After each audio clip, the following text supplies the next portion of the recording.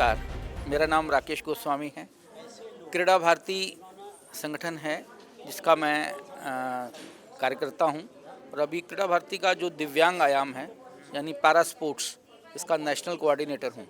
मैं खुद भी इंटरनेशनल पैरा प्लेयर रहा हूँ। आज चेतन चौहान जी के इस कार्यक्रम में आने का मौका मिला।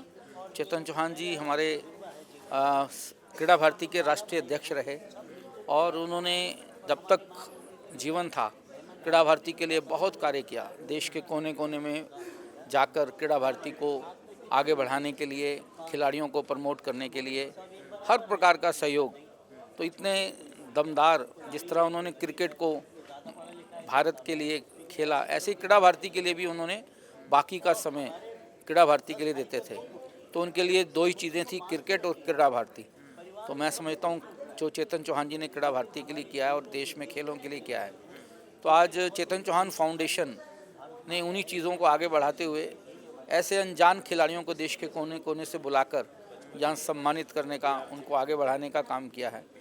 तो मैं समझता हूँ वो सिर्फ क्रिकेट के नहीं थे, सभी खेलों के लिए थे। तो ऐसे चेतन चौहान जी को हम आज के दिन याद कर रहे हैं और ये हमारे लिए बड़ी खुशी की बात है कि चेतन चौहान जी का नाम, उनके परिवार के लोग उनके जाने के बाद उस कार्य को आगे बढ़ा रहे हैं। जो चेतन जी के मन की इच्छा थी उसको पूरा करने का काम कर रहे हैं। चेतन जी से बात करें तो आपकी मुलाकात भी होगी, बातचीत भी की होगी।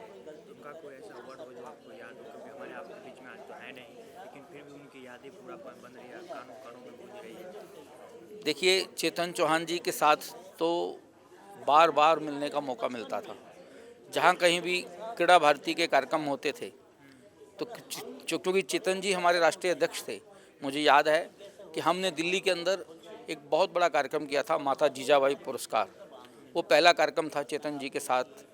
उसमें हमने पूरे देश में जो कॉमनवेल्थ एशियन गेम्स में मेडल जीतने के बाद खिलाड़ी आए थे, उनको खिलाड़ियों को सम्मानित करने का काम किया था।